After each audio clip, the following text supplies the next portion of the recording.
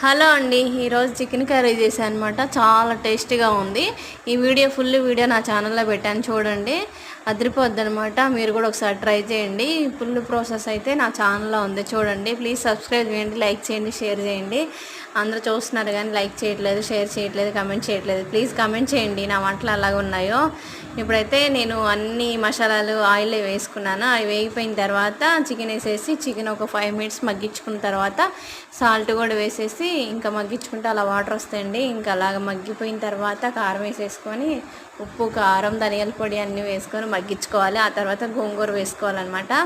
ఎప్పుడైనా మీరు ట్రై చేశారా? గోంగూర ఒక్కొక్కళ్ళు ఒక్కొక్కలాగా వండుతారు. ఒకళ్ళైతే ఉడకబెట్టుకొని చికెన్లు వేస్తారు, ఒక్కొక్కళ్ళైతే అలాగే వేసేస్తారండి. నేనైతే ఉడకబెట్టుకొని అసలు వేయను, నేను ఇలాగే ఆకులతో వేస్తాను అనమాట. అలాగే నాకు టేస్ట్గా ఉంటుంది అనిపిస్తుంది. మీరు కూడా ట్రై చేయండి, కమెంట్ చేయండి, లైక్ చేయండి, ప్లీజ్ సబ్స్క్రైబ్ చేయండి. సూపర్గా ఉంది ఈరోజైతే కర్రీ.